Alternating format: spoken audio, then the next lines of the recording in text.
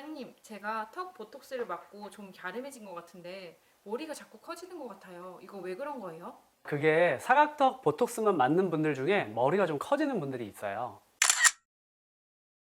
안녕하세요. 당신의 피부에 광이 나는 그날까지 피부과 전문의 닥터 피부광입니다. 보톡스 시술이 굉장히 대중화가 됐죠. 그래서 우리가 거리에서 지나다니다 보면 보톡스 시술을 한다는 병원들이 꽤 많이 보이고요. 또 제 영상을 보시는 시청자님들도 한 번쯤은 보톡스 시술을 받아보셨을 거예요. 그런데 이 보톡스 시술이 굉장히 대중화가 되고 또 가격도 많이 저렴해졌지만, 그렇다고 해서 이 보톡스 시술이 굉장히 간단하고 단순하고 아무것도 아닌 그런 시술은 아닙니다. 잘못 시술을 받았을 경우에 굉장히 불편해서 고생을 하는 경우도 생길 수가 있고요. 또 경우에 따라서는 아까 말씀드린 것처럼 사각턱 보톡스만 꾸준히 맞았을 뿐인데 머리가 커지는 경우도 있을 수도 있거든요. 그래서 이번 영상에서는 보톡스 시술에 대해서 이것만은 알고 맞자, 이런 내용들을 한번 준비해 봤습니다. 관심 있는 분들 끝까지 시청해 주세요.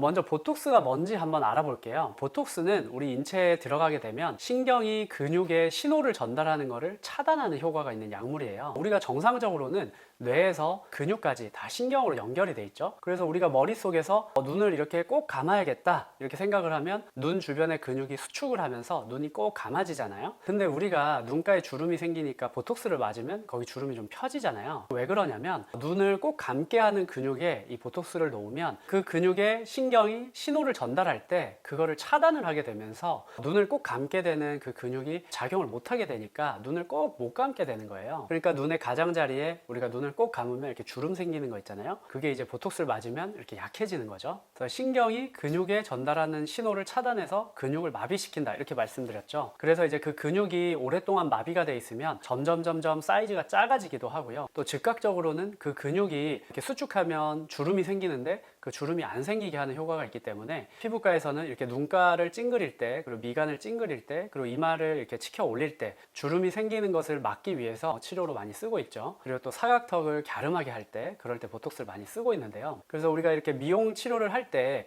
이 보톡스가 다른 걸로 대체하기 힘든 어떤 특수한 효과가 있는 것은 사실입니다. 그래서 굉장히 중요한데요. 제가 보톡스를 권해드렸을 때 보톡스 그거 독소인데 많이 맞으면 위험한 거 아니야? 나는 맞기 싫어 이렇게 말씀하시는 분들이 있거든요. 물론 그럴 수도 있어요. 우리가 보톡스를 정말 많은 양을 막 혈액으로 주입을 했다. 그러면 어떻게 되냐면 우리가 숨을 쉴 때도 얘가 근육이잖아요. 그래서 신경이 숨을 이렇게 들이셔라 내셔라 신호를 주고 그거에 따라서 숨을 쉬게 되는데, 그 근육이 완전히 마비되면 우리가 숨을 못 쉬니까 질식해서 사망하게 되거든요. 보톡스도 잘못 사용하게 되면 굉장히 위험한 독소일 수 있어요. 그런데 우리가 보통 병원에서 보톡스 맞는다고 할 때 이렇게 미용적으로 사용하는 보톡스는 굉장히 적은 양을 희석해서 그 근육에 맞게 적정한 양을 사용하는 거거든요. 그렇게 사용했을 때는 사실 인체에 어떤 해를 미칠 영향은 거의 없습니다. 그래서 저도 지금 보톡스를 맞은 지 굉장히 오래 됐는데 꾸준히 주기적으로 맞고 있고, 저희 가족들 그리고 또 저희 직원들도 꾸준히 맞고 있고요. 보톡스는 그래도 굉장히 오랜 기간 안전하게 사용된 약물이기 때문에 너무 걱정하지 마시고 보톡스를 맞으셔도 좋다 이렇게 말씀드리고 싶고요. 그 다음에 또 많이 하시는 질문이 보톡스를 자주 맞으면 그게 뭐 몸에 쌓여서 어떤 안 좋은 효과를 내거나 그러진 않냐 이렇게 생각을 하시는 분들 있을 수 있는데요. 이 보톡스가 몸에 축적이 되거나 그렇지 않고요. 이게 한 3달 정도 지나면 효과가 다 없어지거든요. 그러니까 그런 걱정은 안 하셔도 되고, 한 3달이나 혹은 3달에서 6달에 한 번 정도 이렇게 반복하시면서 이 효과를 유지하시는 것이 필요하겠습니다. 그리고 또 자주 맞으면 내성이 생기지 않냐 이런 질문도 또 많이 하세요. 우리가 내성이라고 해서 이제 보톡스가 들어와서 근육을 마비를 시켜줘야 되는데, 이 보톡스도 독소라고 말씀드렸잖아요. 독이 들어오면 우리 몸에서는 그 독에 대항하는 항체를 만들어내게 돼요. 그러면 보톡스가 들어왔을 때 항체가 가서 그 독을 다 잡아서 독이 효과를 못 내게 만들어 버리면 보톡스를 주입해도 효과가 하나도 없어져 버리거든요. 그게 보톡스에 내성이 생겼다라고 말할 때 그 개념인데요. 그런데 이 내성은 한 번에 보톡스 시술을 할 때 많은 양을 주입하는 경우, 그리고 또 굉장히 자주 시술을 반복하는 경우에 잘 생긴다고 알려져 있어요. 그런데 아까 말씀드린 것처럼 3달에 한 번 정도는, 자주는 아니니까 걱정 안 하셔도 되고요. 내성을 예방하기 위해서 이 독소 중에도 내성이 생기는 부위가 있어요. 그래서 그 부위의 단백질을 제거한 제품들이 있거든요. 제오민이나 혹은 코오톡스라고 해서 내성이 생기는 부분의 단백질을 제거해서 제품을 만든 거예요. 그래서 이런 제품을 사용하면 내성 발생 확률을 굉장히 낮출 수가 있다. 이 부분 아시면 좋을 것 같습니다. 그래서 보톡스가 굉장히 안전하고 적절히 시술하면 굉장히 좋은데요. 그런데 주의해야 될 부위들도 있고 주의할 점들이 좀 있습니다. 먼저 첫 번째로는 사각턱 보톡스 관련해서 말씀을 드릴게요. 앞서 저희 PD님이 얘기했던 것처럼 사각턱 보톡스를 주기적으로 맞는 분 중에 이 위쪽에 머리가 점점 이렇게 넙대대해지고 넓어지고 커지는 경우가 있어요. 그래서 제가 실제로 경험한 분 중에는 기존에 쓰던 모자가 작아져서 안 맞아서 못 썼다 이런 분이 있거든요. 턱이 슬림해져서 상대적으로 여기가 커 보이는 게 아니라 실제로 여기가 좀 두꺼워지면서 커질 수가 있거든요. 그게 왜 그러냐면 우리가 먼저 뼈 구조를 좀 이해를 해야 되는데 이렇게 해골뼈 모양 보시면 입 아래쪽에 아래 턱뼈가 있고 머리가 이렇게 붙어 있거든요. 우리가 음식을 먹고 씹을 때 아래 턱뼈의 이 모서리에서 위쪽으로 붙는 근육이 있는데 그게 깨물근이에요. 그래서 우리가 사각턱 보톡스를 맞아서 턱을 이렇게 슬림하게 만들 때 보톡스를 놓는 부위가 바로 이 깨물근 부위거든요. 그런데 이 깨물근이랑 그 다음에 머리뼈의 이 측면에 측두근이라고 해서 여기 움푹 들어간 부분에 붙어서 턱의 아래쪽에 붙는 측두근이라는 근육이 있어요. 우리가 씹을 때 둘이 힘을 합쳐서 입을 다무는 쪽으로 작용하게 되거든요. 그런데 우리가 턱을 슬림하게 하기 위해서 이 깨물근에 보톡스를 맞아서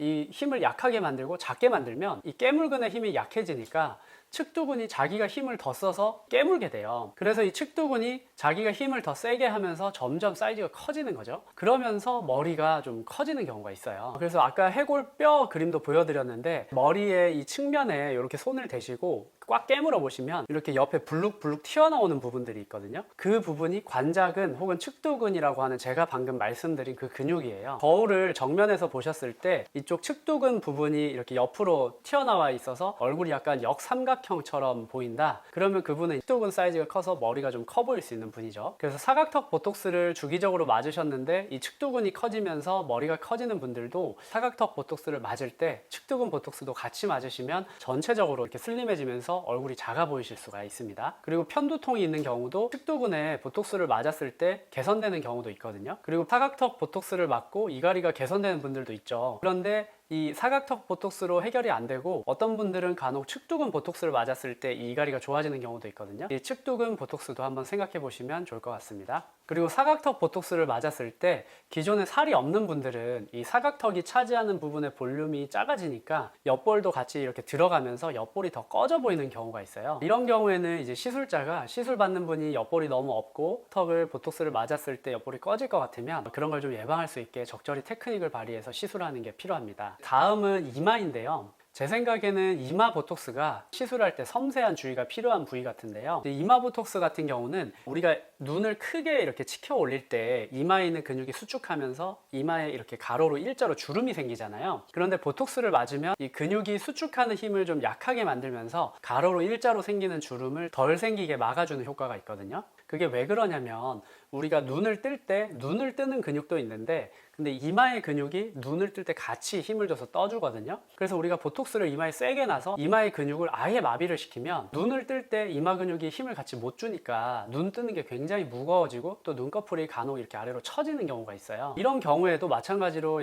시술 받는 분에 따라서 적정 용량을 놔서 너무 이제 눈이 처지지 않게 시술하는 게 필요하겠고요. 또 이마에서 주의할 점은 이제 이마 보톡스를 맞았는데 이 눈썹의 가장자리가 이렇게 V자 모양으로 올라가는 사무라이 눈썹이라고 부르는 그런 현상이 생길 수 있거든요. 이것도 가운데 부분과 가장자리 부분의 이 배분을 잘 하지 못하면 생길 수 있는 부분인데요. 그것도 시술자가 주의해서 잘 시술하는 게 중요하겠죠. 다음은 미간 보톡스인데요. 이거는 우리가 이렇게 찡그렸을 때 이렇게 세로로 주름이 생기는 거를 좀 막을 수가 있거든요. 이미 패여 있는 경우는 보톡스로 해결은 안 되지만 자주 찡그리는 분들은 이 미간 보톡스를 맞으시면 도움을 받으실 수가 있습니다. 이 미간 보톡스 같은 경우도 이마 보톡스와 비슷하게 눈꺼풀이 아래로 처지거나 혹은 사무라이 눈썹 같은 그런 현상이 생길 수가 있어요. 그것도 시술자가 주의해서 잘 시술하는 게 중요하겠죠. 눈가 같은 경우는 마찬가지로 우리가 눈을 꼭 감거나 웃거나 눈으로 표정을 지을 때 이 눈 주변의 근육들이 수축하면서 눈의 표정을 만들어내는데요. 근데 우리가 눈을 세게 꼭 감을 때 이 옆에 가로로 까치발처럼 주름이 생기죠. 그 부분에 보톡스를 놔서 주름을 막는 그런 시술인데요. 그런데 이 부분에 보톡스를 너무 과하게 놓을 경우에는 근육이 완전히 마비되면서 웃거나 대화할 때 입은 웃고 있는데 눈은 굉장히 무표정하게 마네킹처럼 뻣뻣하게 있는 그런 부자연스러움이 있을 수가 있습니다. 그 다음에 이제 입가에 보톡스를 맞고 또 불편함을 겪을 수도 있는데요. 우리가 이제 나이가 드시면 입가가 이렇게 세로로 일자 주름들이 많이 생기잖아요. 그래서 보톡스를 맞아서 그걸 조금 교정하기도 하고 또 입꼬리가 아래로 처지는데 걔를 조금 올리기 위해서 보톡스를 맞기도 해요. 그런데 이런 경우에 좀 잘 못 맞게 되면 입가가 한쪽은 효과가 있는데 한쪽은 효과가 없다거나 어느 쪽이 너무 강한데 반대쪽은 약하거나 그러면 입이 이제 삐뚤어질 수도 있고 우리가 물을 마셨는데 물이 한쪽으로 샌다거나 그럴 수가 있거든요. 그래서 이런 다양한 부위에 따른 보톡스로 인한 불편함이 있을 수가 있는데 이게 보톡스 시술이 굉장히 대중화가 되고 굉장히 저렴하게 있는 곳에서 받을 수가 있지만 간혹 어떤 병원에서 보면 의사랑 진료도 보지 않고 상담 실장님이 그냥 여기 보톡스 하세요 그냥 이렇게 해서 바로 누워서 보톡스 시술을 받는 그런 경우도 있다고 들었어요. 그런 경우에 보면 사람의 얼굴에 각 부위의 근육마다 그 부위별로 보톡스 용량을 매뉴얼로 다 정해놓는 경우가 있거든요. 사람마다 다 생김새도 다르고 근육도 크기도 다르고 위치도 다르고 다 다르잖아요. 그래서 개별적으로 이 눈가 근육이 어떻게 다른지, 이마 근육이 어떻게 생겼는지, 뭐 미간 근육이 어떻게 생겼는지, 위치나 두께나 이런 거에 따라서 용량이나 주위 부위나 이런 테크닉이 달라져야 되거든요. 그렇게 맞춤형으로 시술을 해야 앞서 말씀드린 그런 불편함을 좀 최소화를 할 수가 있습니다. 그렇기 때문에 보톡스도 아무 데서나 맞지 마시고 경험이 많은 이제 피부과 전문의 찾으셔서 맞으시는 것을 추천드립니다. 보톡스 시술 관련해서 그럼 추천할 만한 부위가 있냐? 이런 질문도 많이 받는데요. 저는 개인적으로 사각턱, 그리고 자갈턱, 또 미간, 이마, 눈가 이런 얼굴 각 부위 보톡스 굉장히 추천드리는 편이고요. 특히 미간은 인상을 자주 써서 많이 찡그리는 분들은 꼭 젊을 때부터 맞으시기를 권해드립니다. 나이가 들면 자꾸 찡그리면서 거기가 깊게 패이게 되거든요. 그럼 이제 늙어 보이게 되고 다른 사람에게 좋지 않은 인상을 줄 수가 있기 때문에 가급적 미간 보톡스는 꼭 맞으시기를 권해드리고요.